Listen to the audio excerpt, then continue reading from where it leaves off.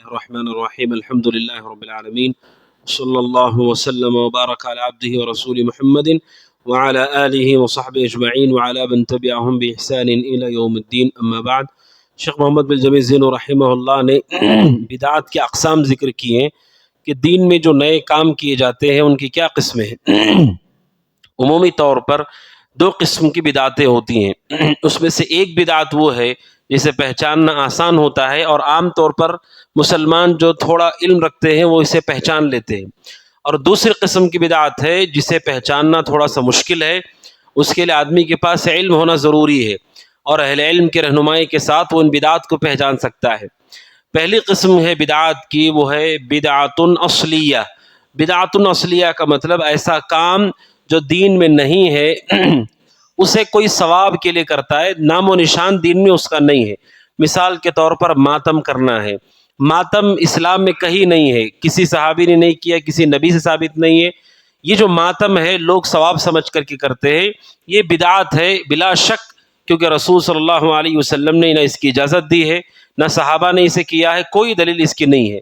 تو یہ جو بدعت ہے چونکہ دین میں ہے ہی نہیں تو عام طور پر مسلمان بھی پہچان لیتے ہیں اس کو کہ یہ بدعت ہے کہ کوئی آدمی ماتم کر رہا ہے. دوسری قسم ہے بدعت اضافیہ.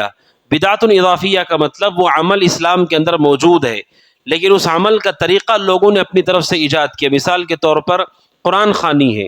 جب قرآن خوانی کی جاتی ہے یا فاتحہ دلایا جاتا ہے تو لوگ اس وقت کہتے ہیں کہ فاتحہ دینے میں کیا حرج ہے، یہ تو قرآن مجید کی سورت ہے، سورت پڑھنے میں کیا گناہ ہو سکتا ہے، یا پھر قرآن خوانی کرنے میں، قرآن پڑھنے میں کیا گناہ ہو سکتا ہے، صدقہ کرنے میں کیا گناہ ہو سکتا ہے. تو لوگ کیا کرتے ہیں کہ اس بدعات کو چھپانے کے لیے اس عمل کو سامنے رکھتے ہیں اور کہتے ہیں کہ یہ نیک عمل ہے. بدعت اضافیہ کا مطلب کہ کوئی دین میں نیک کام موجود ہے، اس کی شکل کو اپنی طرف سے طے کرنا، اس کی صورت اپنی طرف سے طے کرنا. مثال کے طور پر قرآن کی تلاوت تو ہے اسلام میں لیکن مردے کے لیے تلاوت طے کرنا یہ قرآن و حدیث میں نہیں ہے.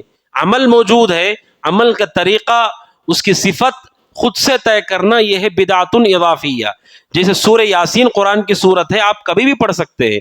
کوئی کہے مغرب کے بعد پڑھنا چاہیے تو اضافی بدعت ہے کہ وہ دین میں اضافہ کر رہا ہے اور وہ دلیل دے رہا ہے قرآن کی، لیکن قرآن مجید کی تلاوت تو صحیح ہے لیکن اسی اپنی خاص شکل میں کرنا یہ اضافی بدعت ہے.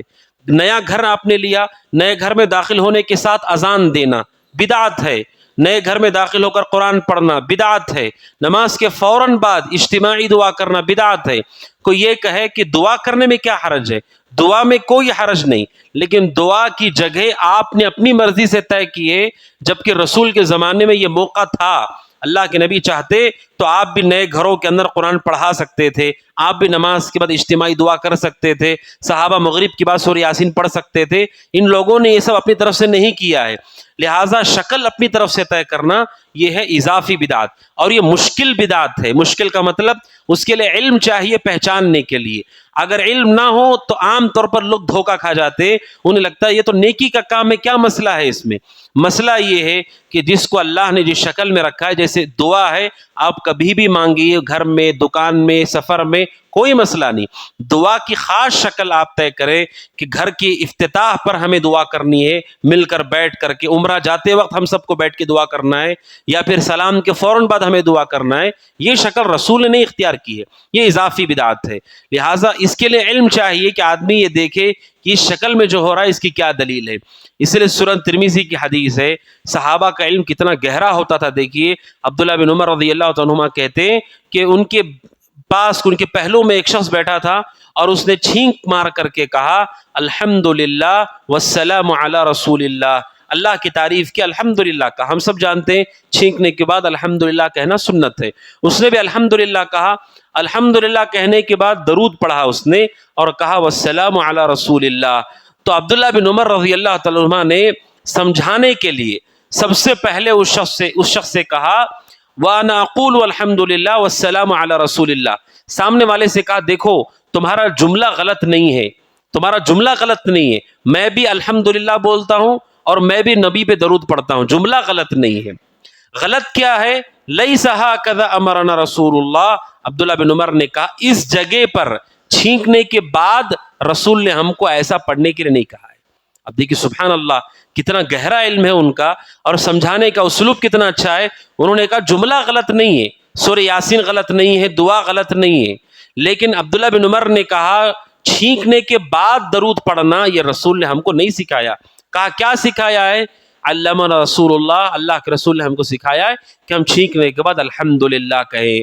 تو عبداللہ بن عمر رضی اللہ تعالیٰ عنہما نے اس آدمی کی غلطی کو فوراً پکڑ لیا اور بتایا کہ تم نے جو درود کا اضافہ کیا ہے یہ رسول نے ہم کو یہاں نہیں سکھایا ہے. اب دیکھیے اذان سے پہلے درود دیتے ہیں، اگر آپ کہیں اذان سے پہلے درود پڑھنا بدعت ہے تو فوراً کہا جاتا ہے کہ درود میں کیا غلطی ہے؟ درود میں کوئی غلطی نہیں ہے، درود عبادت ہے، اس کا اہتمام کرنا ثواب ہے، لیکن درود کو اذان سے پہلے دینا، اسے خاص شکل میں لانا ہے، اس کی کوئی دلیل چاہیے. اگر درود اذان سے پہلے دینے میں کوئی حرج نہیں ہے تو کیوں عبداللہ بن عمر نے چھینکنے کے بعد درود پڑھنے سے منع کیا ہے؟ اگر یہ غلط نہیں ہے تو صحابی نے کیوں چھینکنے کے بعد درود پڑھنے سے منع کیا؟ صحابی نے صاف لفظوں میں کہا چھینکنے کے بعد درود پڑھنا ہمیں رسول نے نہیں سکھایا ہے. اس کا مطلب یہ ہے بدعت اضافیہ میں یہ ہوتا ہے کہ لوگ عمل کے لیے اس عمل کی اصل کو دلیل کے طور پہ پیش کرتے. جیسے شب برات کی نماز ہے، اگر کوئی کہے کہ نماز میں کیا غلطی ہے، نماز پڑھنے میں کیا گناہ ہے؟ نماز پڑھنے میں کوئی گناہ نہیں ہے، لیکن جس وقت میں جس طریقے پر آپ پڑھ رہے ہیں اس میں گناہ ہے، کیونکہ یہ دین میں اضافہ ہے. لہٰذا بدعت اضافیہ اضافی بدعت کو پہچاننا انتہائی ضروری ہے. اور ہمارے معاشرے میں بہت ساری بدعات ہیں، اور ہمارے اندر بھی کچھ نہ کچھ بدعات دھیرے دھیرے سرایت کرتی جا رہی ہیں دین کے نام پر، کہ کوئی شکل خاص ہم اختیار کر لیتے ہیں جس کی کوئی دلیل ہمارے پاس نہیں ہے.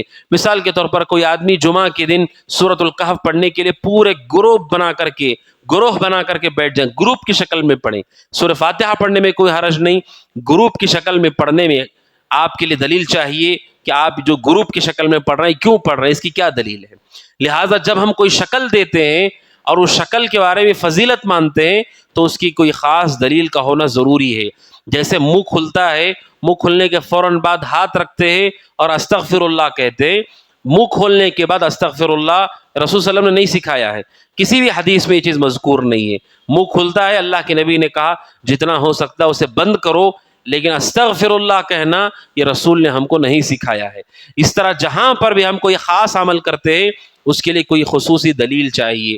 مثال کے طور پر کوئی آدمی ہے مسجد کے اندر آتا ہے 2 رکعت پڑھ کر کے بیٹھتا ہے، کیوں؟ کیونکہ رسول نے کہا مسجد میں آؤ تو 2 رکعت پڑھ کر کے بیٹھو. کوئی آدمی کہتا ہے کہ میں جب بھی دکان میں جاؤں گا 2 رکعت پڑھ کے بیٹھوں گا، تو اس کی کیا دلیل ہے؟ مسجد کے لیے دلیل موجود ہے، دکان کے لیے کیا دلیل ہے؟ تو کوئی بھی عبادت کسی خاص شکل میں کرنے کے لیے اس کی دلیل ہونا ضروری ہے، ورنہ ہمارے لیے جائز نہیں ہے. آپ اس کے عموم سے فائدہ اٹھائیں. عموم سے فائدہ کا مطلب اللہ تعالیٰ نے کہا اس کا ذکر کرو، آپ جب چاہیں کریں کوئی حرج نہیں. دعا کرو جب چاہیں کریں کوئی حرج نہیں. اس کی خاص شکل طے کرنا. مثال کے طور پر میں یہ کہتا ہوں کہ میں شام کی اذکار فلان جگہ پر فلان پتھر پہ بیٹھ کے ہی پڑھوں گا. کیوں وہاں پر آپ بیٹھ کر کے پڑھنا چاہتے ہیں؟ کیا وہاں بیٹھ کر پڑھنے سے زیادہ ثواب ملتا ہے؟ شکل جب طے ہو جاتی ہے اس کا مطلب یہ ہے کہ اس عبادت کے اندر خرابی آ گئی ہے. ہم اپنی طرف سے کوئی خاص شکل طے نہیں کر سکتے. کوئی یہ کہتا ہے آپ سورہ واقعہ پڑھو، سورہ واقعہ سے یہ فضیلت آپ کو مل جائے گی. سورہ واقعہ آپ کبھی بھی پڑھیے، لیکن یہ فضیلت پانے کے لیے جو آپ پڑھ رہے ہیں اس کی دلیل چاہیے. دلیل نہیں ہے تو اس نیت سے پڑھنا درست نہیں ہے، کیونکہ یہ نیت آپ کی اور میری نیت ہے. مثال کے طور پر آپ دیکھیے ہمارے مسجد کے باہر اگر کوئی جائے اور ہاتھ میں مٹی اٹھائے اور اٹھا کر کے کہے کہ مٹی کے اندر شفا نہیں ہے، یہ مٹی کے اندر شفا نہیں ہے، کیوں؟ کیونکہ دلیل نہیں ہے اس کی. آپ اس مٹی کے بارے میں کہتے ہیں شفا نہیں ہے، وہیں آپ کسی جگہ پر جاتے ہیں آستانے پر اور وہاں کی مٹی اٹھا کر کے کہتے ہیں اس میں شفا ہے. تو یہاں ہمارے مسجد کے باہر کی مٹی میں شفا نہیں ہے، وہاں کی مٹی میں شفا کیسے آ گئی؟ وہاں کے لیے کیا دلیل ہے اور یہاں کے لیے کیا دلیل ہے؟ تو کوئی بھی عقیدہ آپ رکھتے ہیں، عمل کرتے ہیں، اس کی خصوصی دلیل چاہیے. اگر نہیں ہے تو پھر وہ نہیں ہے، کہیں پر بھی نہیں ہے. اگر وہ ہے تو پھر آپ اسے استفادہ کریں. تو یہ 2 قسم کی بدعتیں ہیں، بدعت اصلیہ اصلی بدعت جسے عام طور پر مسلمان پہچان لیتے ہیں. دوسری بدعت ہے بدعت اضافیہ اضافی بدعت، کہ کوئی آدمی عبادت کرے لیکن عبادت میں طریقہ، شکل، عدد، گنتی، جگہ وقت فضیلتیں اپنی طرف سے گھڑ گھڑ کر کے بتائے تو یہ بدعت اضافیہ ہے، اسے ہر مسلمان کو بچنا چاہیے۔ اللہ سبحانہ و تعالیٰ سے دعا کہ اللہ تعالیٰ ہم کو ہر طرح کی بدعت سے محفوظ رکھے، آمین۔ ھذا وصلی اللہ وسلم علی محمد وعلی آلہ وصحبہ اجمعین۔ السلام علیکم ورحمۃ اللہ وبرکاتہ۔